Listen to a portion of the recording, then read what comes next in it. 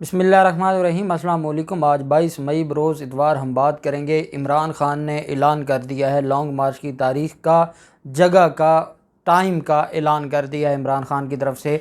और इमरान ख़ान का लॉन्ग मार्च का ऐलान करना था, तारीख़ का ऐलान करना था, और पाकिस्तान मुस्लिम लीग नून की विकटें गिरना शुरू हो गई हैं। बड़ी अहम तफसीलात हैं जो मैं आपके साथ शेयर करूँगा। साथ हम बात करेंगे एंकर इमरान रियाज़ ख़ान पर भी मुकदमा दर्ज कर लिया गया है, और इसके अलावा जो पहले ARY न्यूज़ के 2 एंकर्स साबिर शाकिर और अरशद शरीफ के ख़िलाफ़ मुकदमा दर्ज हुआ। फिर हमने देखा कि जो मुकदमा दर्ज किया गया वो दर्ज किया गया जो समी इब्राहिम के ख़िलाफ़। तो ये जो मामलात हैं ये किस तरफ लेकर जाना चाहते हैं, और जो इम्पोर्टेड हुकूमत के ख़िलाफ़ बात करता है या उनके जो उनको लाने वालों के ख़िलाफ़ बात करता है, उसको अगर इस तरीके से मुकदमात दर्ज करने हैं तो मैं समझता हूँ कि ये जमहूरियत नहीं, ये डिक्टेटरशिप है। और आर्टिकल 19A का जनाजा निकाला जा रहा है। और अब ये सिंध ने, क्योंकि सिंध में तो कोई रूल ऑफ़ लॉ नहीं है ना, सिंध हाई कोर्ट की तरफ से कोई एक्शन लिया जाना है, क्योंकि वहाँ पर जो ऑनरेबल चीफ जस्टिस हैं वो भी आप बेहतर जानते हैं आइन और कानून के बड़े पाबंद हैं। और दूसरी तरफ अब ये सारा जो मामला है ये सिंध की तरफ लेके जा रहे हैं। अच्छा, मज़े की बात ये है कि जो अरशद शरीफ और साबिर शाकिर के मुद्दई थे वो ख़ुद क्रिमिनल निकले हैं। जब उनका बायोडाटा चेक किया है तो ARY के मुताबिक जो मुकदमा दर्ज किया गया उसमें जो मटियारी का मुद्दई है तैयब हुसैन भट्टी, वो जाली वकील था, उसके ख़िलाफ़ मुकदमा दर्ज हुआ। वो ईरानी डीज़ल चोरी में मुलव्वस था और स्मगलिंग के मुकदमे में मुलव्वस था, जिसको अब रियासत की, रियासती इदारों की और फ़ौज की इज़्ज़त का ख़्याल आया है। जो ख़ुद स्मगलिंग करने में मुलव्वस था, जो ख़ुद जाली वकील बन के घूमता था, जो ख़ुद चोरी में मुलव्वस था, उसको इदारों की इज़्ज़त का ज़्यादा यकीन है। और बदकिस्मती देखें उन पुलिस वालों की जो मुकदमे दर्ज कर रहे हैं। अरशद शरीफ जिसका भाई ख़ुद फ़ौजी था और शहीद हुआ था, और शहीदों के घर से तल्लक है अरशद शरीफ का, और उसके ख़िलाफ़ मुकदमा दर्ज किया गया। और मुद्दई कौन है? मुद्दई एक चोर और स्मगलर है। इससे बढ़कर इस मुल्क के साथ ज़्यादती क्या हो सकती है। दूसरी तरफ जो दादू का मुद्दई है आमिर अली लगारी, उसकी मुजरमाना सरगर्मियाँ भी सामने आ गई हैं। अरशद शरीफ और साबिर शाकिर के ख़िलाफ़ अब तक दर्जनों मुकदमात दायर हो चुके हैं, और ये वही काम है जैसे जो मुकदमात दर्ज हुए थे मस्जिद नबवी के वाक़या पर। और मैंने आपको बताया था कि आईन पाकिस्तान का जो आर्टिकल है 12 वो बड़ा क्लियर है। फिर इसी तरीके से आर्टिकल जो 14 है वो बड़ा क्लियर है, और फिर जो हमारा ज़ाब्ता फ़ौजदारी है वो बहुत क्लियर है। और इस तरीके से किसी को भी डबल प्रोसिक्यूट नहीं किया जा सकता। एक ही वक़ूए में एक से ज़्यादा मुकदमे दर्ज नहीं हो सकते। ये सारी सुप्रीम कोर्ट के फ़ैसले के बाद ये सारी FIRs ख़ारिज होने वाली हैं, लेकिन धड़ाधड़ FIRs की जा रही हैं, मुकदमात दर्ज किए जा रहे हैं। और चीफ जस्टिस अतर मिनल्ला साहब तो चलें जो भी मामला है, लेकिन वो रात के 12 बजे भी उन्होंने कल अदालत खोली, अरशद शरीफ को ज़मानत भी दी।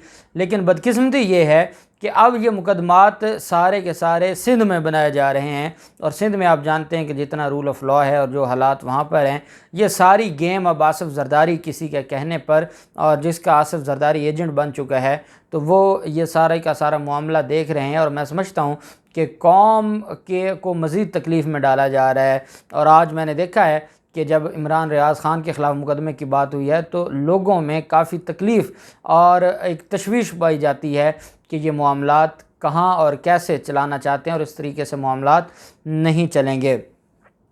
दूसरी तरफ जो मामला है इमरान ख़ान की तरफ से, आज कोर कमेटी का इजलास था पेशावर में, और इमरान ख़ान ने बड़ा सरप्राइज़ दिया है। और आप जानते हैं कि इत्तेहादी जो इस वक्त मौजूदा हुकूमत के इत्तेहादी हैं वो बुरी तरह फंस चुके हैं, और आसिफ जरदारी से आखिरी टाइम लिया था शहबाज शरीफ ने कि नून लीग को मैं राज़ी करता हूँ, क्योंकि जो नून लीग है जिसमें नवाज़ शरीफ हैं और नवाज़ शरीफ के साथ जो बाकी लोग हैं वो नहीं चाहते कि ये मामला पेंडिंग हो, और उनकी तरफ से यही एक ही मुतालबा है कि हमें नए इलेक्शन की तरफ जाना होगा। और साथ ये भी कहा गया है राना सनाउल्लाह की तरफ से आज कि ये पीपल्स पार्टी हमें इस इत्तेहादी हुकूमत में लेकर आई है, हम इस हुकूमत में नहीं जाना चाहते थे, हम तो नए इलेक्शन की तरफ जाना चाहते थे।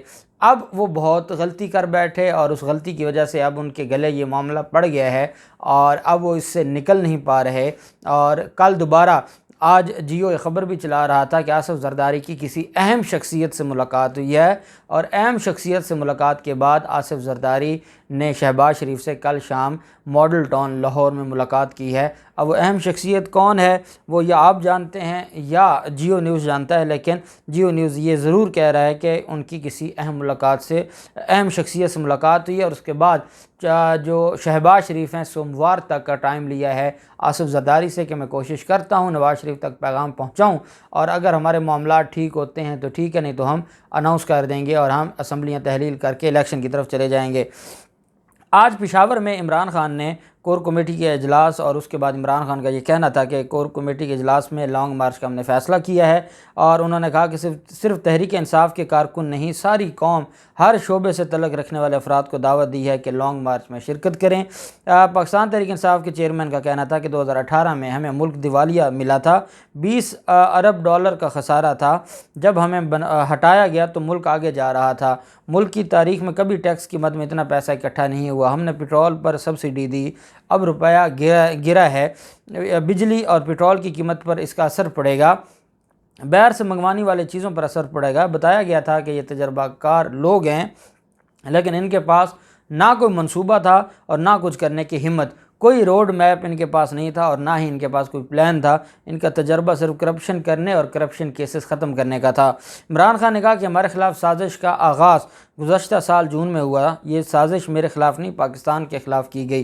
करप्ट लोगों को वज़ीर आज़म और वज़ीर आला बनाना तौहीन है। बार बार कहा जाता है मेरी जान को ख़तरा है, वो कहते हैं मेरी जान को कोई ख़तरा नहीं है। ये सियासत नहीं जिहाद है। जितनी देर भी इस्लामाबाद में रहना पड़ा हम रहेंगे। जान की कुर्बानी देने के लिए भी हम तैयार हैं। फ़ौज को भी कहता हूँ कि आपने कहा था कि न्यूट्रल हैं तो फिर आप न्यूट्रल ही रहें। उनका कहना था कि मार्च पुरअमन होगा, अगर कार्रवाई की गई तो ये गैर कानूनी होगा और हम इसके ख़िलाफ़ एक्शन लेंगे। मुझे बताया गया है कि 2 दिन कबल इंटरनेट बंद हो जाएगा, पेट्रोल और डीज़ल और ट्रांसपोर्ट बंद होगी। कारकुन तैयारी कर लें, किसी सूरत उन्हें कबूल नहीं करेंगे।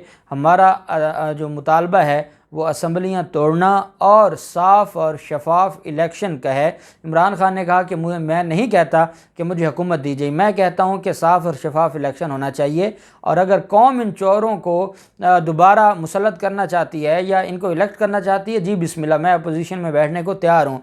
लेकिन अमेरिका या कोई और सुपर पावर या सुपर ताकत वो हमारे ऊपर इन चोरों को मुसल्लत ना करे, मैं ये कभी बर्दाश्त नहीं करूँगा। हाँ, साफ़ और शफाफ इलेक्शन होता है और उसमें अगर कौम इनको से इलेक्ट करती है तो जी बिस्मिल्लाह, हमें कोई एतराज़ नहीं है, ये आएँ और हुकूमत करें। और इमरान खान ने कहा कि मैं ना सिर्फ ब्यूरोक्रेसी को और उनकी फैमिलीज़ को, पुलिस की फैमिलीज़ को, हमारे जो फ़ौज है उनकी फैमिलीज़ को, जो एक्स सर्विसमैन हैं उनको दावत दी इमरान खान ने। और इमरान खान ने कहा कि हमारी 25-26 साला जो जिद्दोजहद है सियासी, वो सारी की सारी इन सारी चीज़ों से पाक साफ़ है और कभी हमने लड़ाई की तरफ नहीं गया और हम लड़ाई को पसंद नहीं करते, लेकिन अगर हमें उसमें धकेला गया तो फिर चीज़ें संभालना मुश्किल हो जाएंगी। और 25 मई को कश्मीर हाईवे, जो श्रीनगर हाईवे जिसे कहते हैं, दोपहर दिन 3 बजे इमरान खान ने कहा है कि इकट्ठे हों। और इमरान खान ने यह भी कहा है कि अभी से आप अपना सफ़र शुरू कर दें, ये डीज़ल पेट्रोल भी बंद कर सकते हैं, ये इंटरनेट भी बंद कर सकते हैं, तो आप अपना सफ़र शुरू करें और इस्लामाबाद पहुँचें। और 25 मई को इमरान खान ने कहा कि हमारी वहाँ पर मुलाकात होगी और जब तक ये हुकूमत नहीं जाएगी, चाहे जितने दिन हमें बैठना पड़ा हम बैठेंगे और हम अपने मुल्क की आज़ादी, हकीकी आज़ादी की जंग लड़ेंगे। दूसरी तरफ पाकिस्तान मुस्लिम लीग नून, आप जानते हैं कि क्योंकि अब फ़ैसला कुन मरहले का आगाज़ हो गया है तो पाकिस्तान मुस्लिम लीग नून के जो बागी अरकान थे उन्होंने इस्तीफ़े देना शुरू कर दिए हैं। और पाकिस्तान मुस्लिम लीग नून के मुनहरफ रुकन पंजाब असम्बली फैसल नियाज़ी ने पंजाब असम्बली से इस्तीफ़ा दे दिया है और उन्होंने कहा है कि मैं अपने होशो हवास में ये इस्तीफ़ा दे रहा हूँ। मुस्लिम लीग की, अब मुस्लिम लीग नून की सियासत से मेरा कोई तल्लुक़ नहीं है और मैं बहुत पहले मुस्लिम लीग नून से रास्ते जुदा कर चुका हूँ और मैं इस जमात से और इस जमात की क़यादत से हमेशा हमेशा के लिए मैं इनको खैरबाद कहता हूँ। और साथ उनकी तरफ से ये कहा गया कि सिर्फ मैं ही नहीं, जो बाकी मुनहरफ अरकान है, जिसके बारे में परवेज़ इलाही ने यह दावा किया है कि 7 से 8 मुनहरफ अरकान हैं जो इनके ख़िलाफ़ जाएंगे और वो इस्तीफ़े देंगे। आज भी परवेज़ इलाही ने कहा है कि ये फैसल न्याज़ी का पहला इस्तीफ़ा है, मज़ीद भी अगले एक दिन में इस्तीफ़े आना शुरू हो जाएंगे। ये वो मुनहरफ लोग हैं जिनको पहले जलील किया पाकिस्तान मुस्लिम लीग नून ने, और अब डेली बेसिस पर शरीफ ख़ानदान के नुमाइंदे इनके पास जाके इनसे मिन्नत समाजत कर रहे हैं। और इनको गिन कर ही जियो जब बात करता है कि 177 लोग हैं तो वो इनको गिन के ही बात करता है। तो ये इनके काम नहीं आएंगे, इनका कोई फ़ायदा इनको नहीं होगा। अल्टीमेटली जो जीत है वो इंशाअल्लाह हक़ और सच की होगी, और लोग आहिस्ता आहिस्ता चीज़ों को समझना शुरू हो गए हैं। हालात में बेहतरी आ रही है, लोगों में शऊर आ रहा है, लोग अपने हकूक़ को जानने लगे हैं, लोग अपनी आज़ादी का रास्ता पहचानने लगे हैं, लोग अपने लिए एक अच्छी क़यादत को ढूंढ चुके हैं, और वो इन सारे के सारे मामलात में सिर्फ़ रियासत के साथ खड़े हैं और अवाम के हकूक़ के लिए, एक दूसरे के हकूक़ के लिए निकली है। और मैं समझता हूँ कि ये इमरान ख़ान की जो कामयाबियाँ हैं वो शुरू हो गई हैं, और आपको अगले एक दिन में ही हालात चेंज होना नज़र हो जाएंगे। और मुझे नहीं लगता कि लॉन्ग मार्च तक ये हुकूमत टिकेगी, और हुकूमत भी अब ये ऐलान करेगी, और उनके बस की बात नहीं है कि इमरान ख़ान को वो रोके। और अब देखते हैं क्या होता है, जो भी तफसीलात होंगी आपके साथ शेयर करते रहेंगे। अल्लाह पाक पाकिस्तान का हामी नासिर हो। बहुत शुक्रिया। अल्लाह हाफ़िज़। पाकिस्तान ज़िंदाबाद।